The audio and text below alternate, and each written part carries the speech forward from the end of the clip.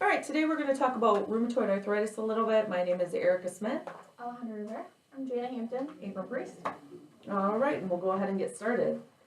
Rheumatoid arthritis is a disease that is an autoimmune, and it affects your body's own tissues, specifically the lining of the membranes of your joints.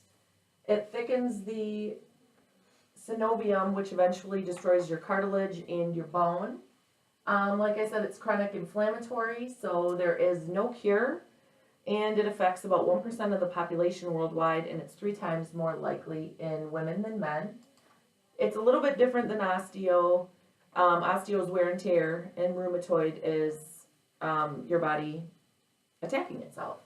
So just a little bit about the patho, because it goes quite into detail. The phagocytosis produces this enzyme. The enzyme attacks the synovium.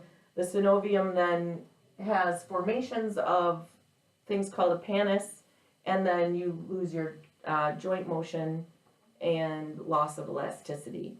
Then also you lose power in that area, and you lose strength, and you can't move them as well as you should be able to. Some manifestations: if you get a patient, they're going to be tender, warm, and swollen joints. They're also going to have stiffness that you're going to notice. They can have fever, fatigue, and weight loss. That's in advanced stages, which has to do with a lot of psychosocial stuff. They change from person to person, day to day. Somebody with rheumatoid never really knows what they're going to experience the next day. As it progresses, it can go and mess with other parts of your body as well. Most common early stages, you're going to see swelling. You'll see these cysts and these nodules. They're non-tender, not painful, they're movable, they're not cancerous. Advanced stages, obviously that lady or man has total joint breakdown, and it has went into the bone. This is something you don't see very often. That's called vasculitis. It's actually where your blood vessels are completely blocked, and then it'll kind of look like a burn. Your defenses. I'm going to show you on the next slide, and we're going to talk about all of these, how it presents itself here. Here you have a healthy joint. Here you have a rheumatoid arthritic joint. You can tell that it's inflamed, and these are actually the synovium. They become hyperplastic, they become inflamed, and your body will continue to make that happen. That's how it presents itself there. Your patient is going to be in pain. When they come in, the doctor will order a blood test. And there's no prep involved in this test. The patient just gets a simple blood poke and draw. It gets sent to the lab, and they're going to look for especially the rheumatoid factor and their CCP level. Probability is 95% if the patient is over 20 units per milliliter. And the rheumatoid factor can show up in things like lupus and other autoimmune diseases. So you're going to want to, all of these things put together is what diagnoses it. There's no other way to do so. X-rays and MRIs will also be able to show that breakdown of the synovial and tissues of the joints. Okay, so I'm going to talk about the treatments. So the history of the treatments, I'm right around the first half of the 20th century. They were treated, RA was treated with NSAIDs and glucocorticoids, which control the inflammation and the disease activity. Bed rest, splinting, physical therapy was also used. And because RA can cause depression and anxiety, antidepressants were used, counseling, support groups, those type of things. So for as far as treatment today, it still includes all of those things. But on top of that, disease-modifying anti-rheumatic drugs, which are called DMARDs, those have been used.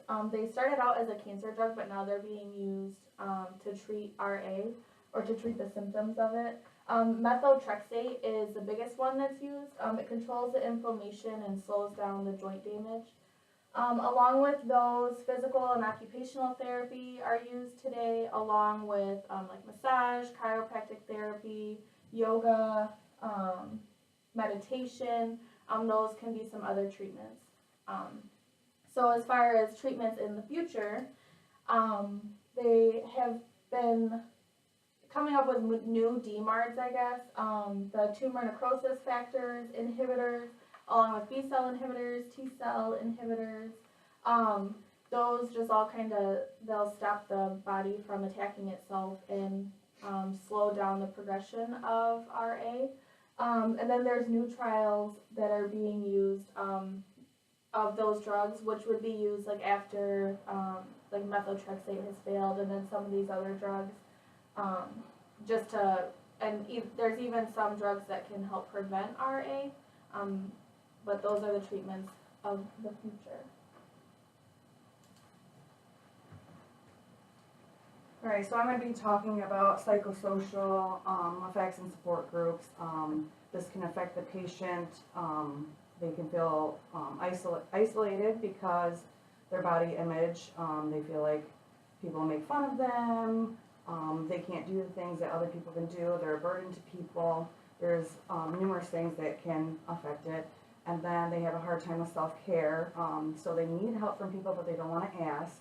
That goes along with asking your friends and families and the nursing staff to help. It's a big, it's really big to make sure that they know to ask for help. That's like the #1 thing. And then you have support groups, which the Arthritis Foundation is a very good one to give to your patient. It gives them coping skills, and it also shows them different support groups that can help them. And the support groups help with different types of coping mechanisms, and they have holistic care and different things that you can ask people that's already had the rheumatoid arthritis. So they can ask questions and get answers of different things that will help them.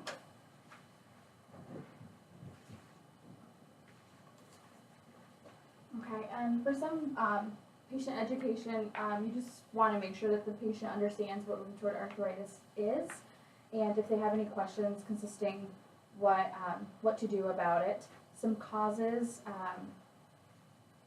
to make sure they know the causes, signs and symptoms, treatments, whether it's drug or with holistic care. Some of the causes with rheumatoid arthritis, since it's from unknown origin, they believe are genetics possibly, as well as bacterial and viruses, and female hormones, which women tend to be more prone to getting RA, and then environmental factors such as like air pollution or like smoking. Some signs and symptoms that you would like to teach your patient are like the joint pain, the swelling, the warmth in the joints, as well as the redness, lack of function, and then deformities that will eventually develop, along with like letting them know to look for like the nodules and cysts. Some of the treatments that you could do would be the rest and exercise, like Jana explained. The holistic care could be like the yoga, guided imagery, repositioning the patient continuously, warm waxing. There's your nutrition, your diet will also help if you take a lot of vitamins, increase proteins, and then increase your iron. That will help for muscle strength. And then, like the girls explained, the drugs to take, the NSAIDs, the corticosteroids, and then immunosuppressants, which would be way farther in RA, as well as